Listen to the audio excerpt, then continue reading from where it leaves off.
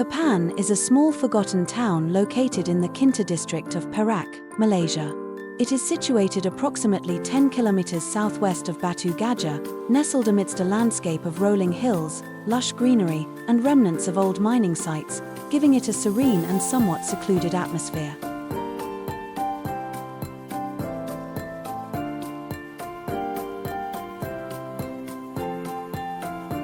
Visiting this abandoned mining town of Papan in Perak is a deeply immersive and poignant experience, offering a rare glimpse into a community that has been largely left behind by time. As you approach the town, the sense of isolation is palpable.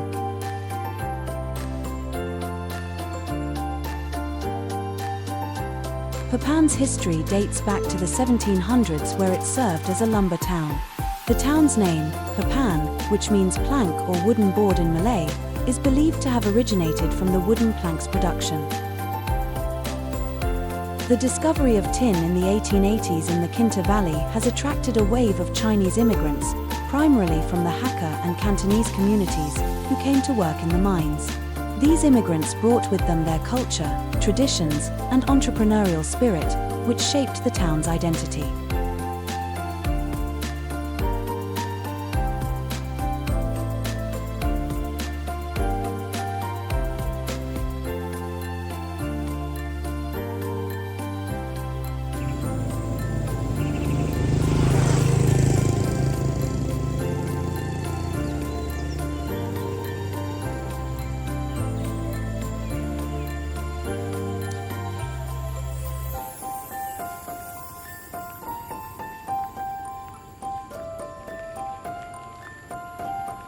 The roads are relatively quiet, and the once bustling streets are now lined with dilapidated two-story shophouses, their faded paint and broken shutters hinting at a vibrant past. The air is thick with a mix of nostalgia and melancholy, as if the town itself is whispering its stories to those who take the time to listen.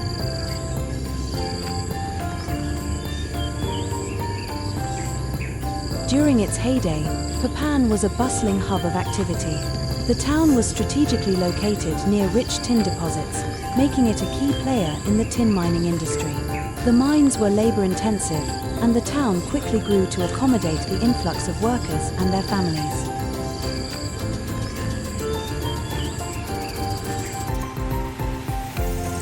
Shophouses, schools, temples, and other community facilities were built to support the growing population. At its peak, Papan was a vibrant and self-sufficient community, with a lively market, thriving businesses, and a strong sense of camaraderie among its residents.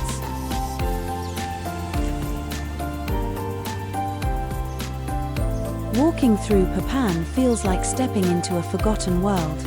Many of the old shophouses and homes are empty, their interiors overtaken by dust and decay.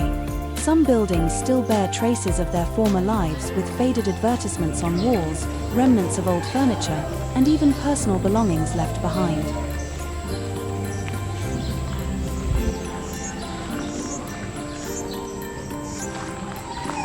The architecture, a blend of traditional Chinese and colonial styles, speaks to the town's multicultural history. Each structure tells a story, and as you wander, we can't help but imagine the laughter, conversations, and daily routines that once filled these spaces.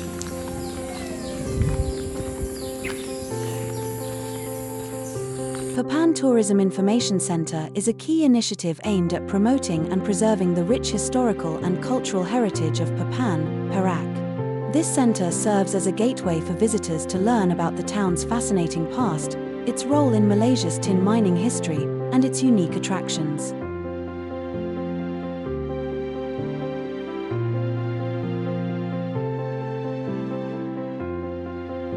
The center is strategically located within the town, making it easily accessible for visitors exploring Papan's historical sites. It is often situated near prominent landmarks, such as Istana Raja Bilah or Sybil Kathigasu's house, providing a convenient starting point for tourists.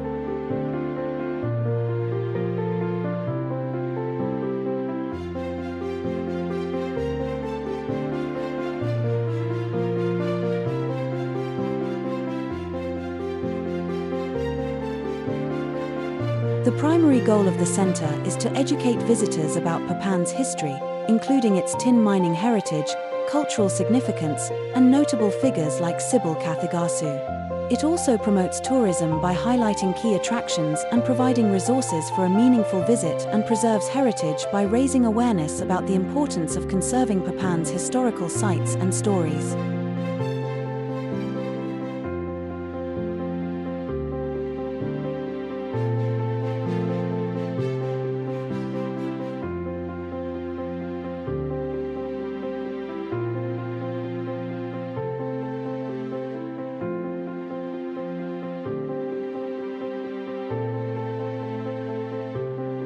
The center often collaborates with local residents, historians, and cultural organizations to ensure that Papan's stories are accurately and respectfully shared. This collaboration helps sustain the town's heritage and provides economic opportunities for the remaining community members.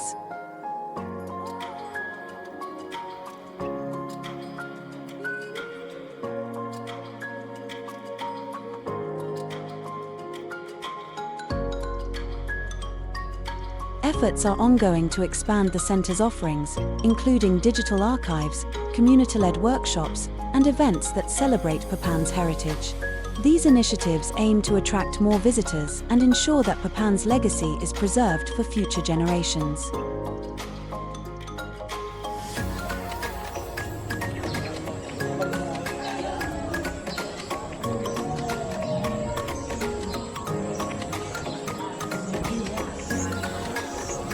The Chinese community played a central role in Papan's development. They established clan associations, temples, and schools, which became the backbone of the town's social and cultural life. The SJKC, Papan, the Chinese primary school, was founded during this period and became a cornerstone of education for the children of miners and traders.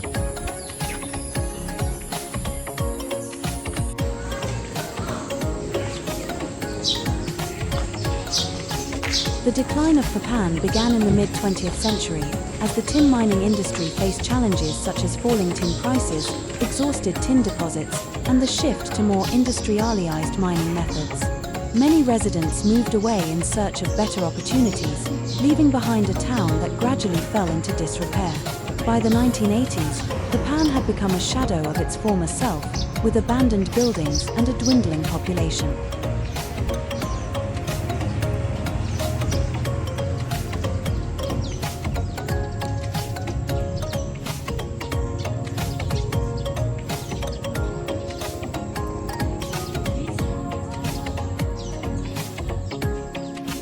One of the most heart-wrenching aspects of Papan is the sight of its struggling Chinese primary school, SJKC, Papan. Once a hub of activity and learning, the school now faces the harsh reality of dwindling student numbers. The classrooms, once filled with the chatter of children, are now relatively quiet. The school's remaining students are a testament to the resilience of the community, but the empty desks and silent hallways are a stark reminder of the town's decline. Speaking with the locals reveals the challenges they face in keeping the school alive, as younger generations move away in search of better opportunities.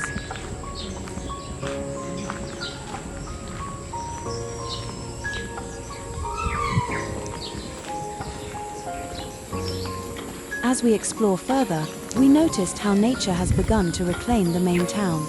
Vines creep up the sides of buildings, and trees grow through cracks in the pavement. The lush greenery surrounding the abandoned structures creates a surreal juxtaposition of decay and renewal. This natural reclamation adds a layer of beauty to the town's decline, reminding visitors of the impermanence of human endeavors.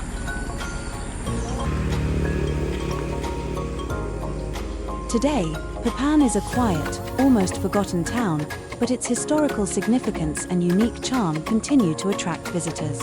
The remnants of its tin mining past, the decaying shophouses, and the stories of its people offer a glimpse into a bygone era.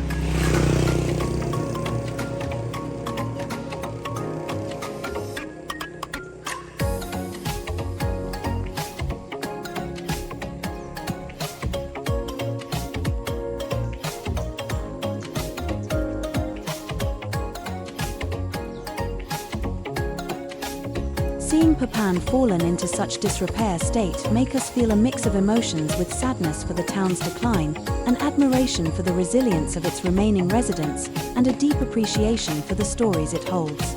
The experience is a powerful reminder of the transient nature of life and the importance of preserving history, even as time marches on.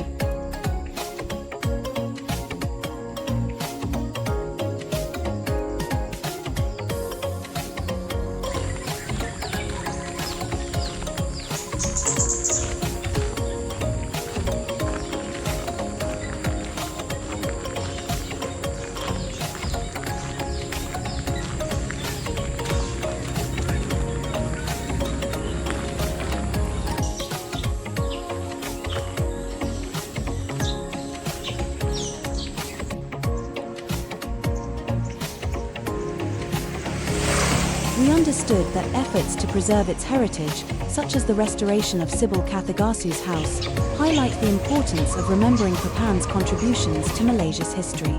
Sybil Kathigasu, a Eurasian nurse who lived in the town during the Japanese occupation of Malaya in World War II, arguably one of Papan's most famous historical figures. Sybil and her husband, Dr. Abdon Clement Kathigasu, operated a clinic in Papan and secretly provided medical aid and support to the Malayan anti-Japanese army fighters. Sybil's bravery and resilience earned her a place in history as one of Malaya's most celebrated war heroes. Her house in Papan, now a heritage site, stands as a testament to her courage and the town's role in the resistance movement.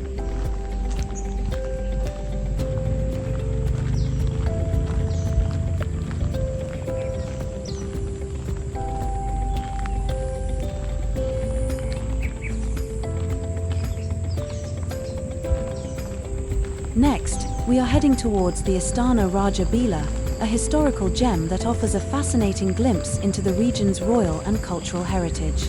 This traditional Sumatran Malay Mandaling palace, also known as Rumah Besar Raja Bilah, was built in the late 19th century and stands as a testament to the architectural and historical significance of the Malay aristocracy during the tin mining boom in Perak.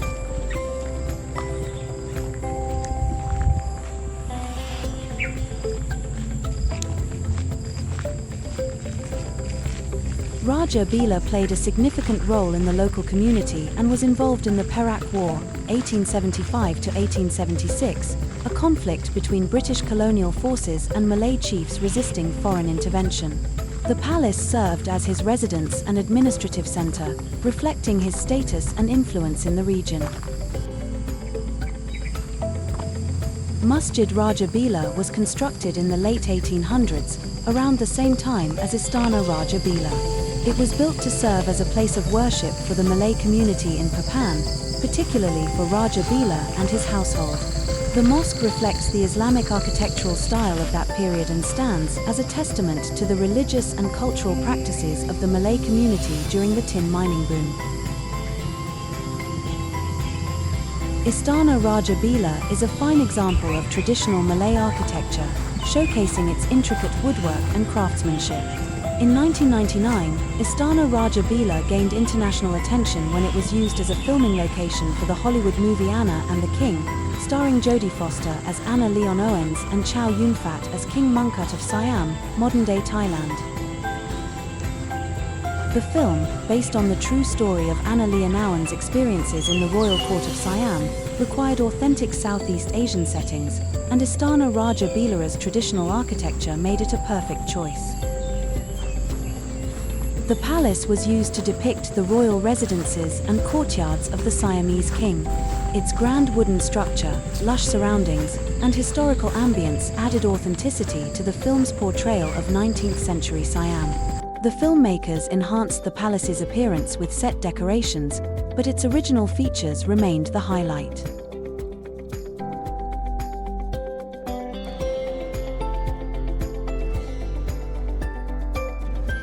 Over the years, Istana Raja Bilah fell into disrepair due to neglect and the decline of Papan as a mining town. However, efforts have been made to preserve and restore this historical landmark. The palace has been recognized as a heritage site, and restoration work has been undertaken to maintain its structural integrity and historical authenticity.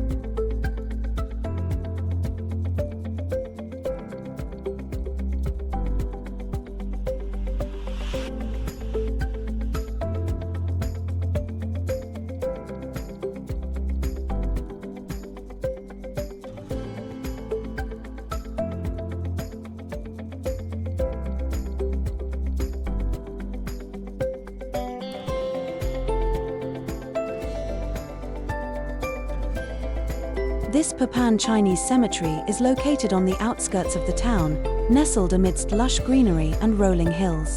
The cemetery's layout follows traditional Chinese burial practices, with graves arranged in rows and facing specific directions according to feng shui principles.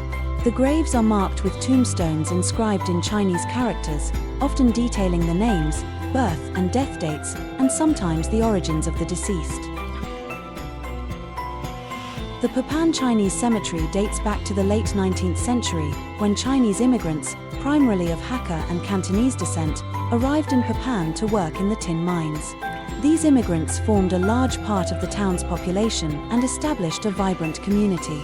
The cemetery was created to serve as the final resting place for these early settlers and their descendants.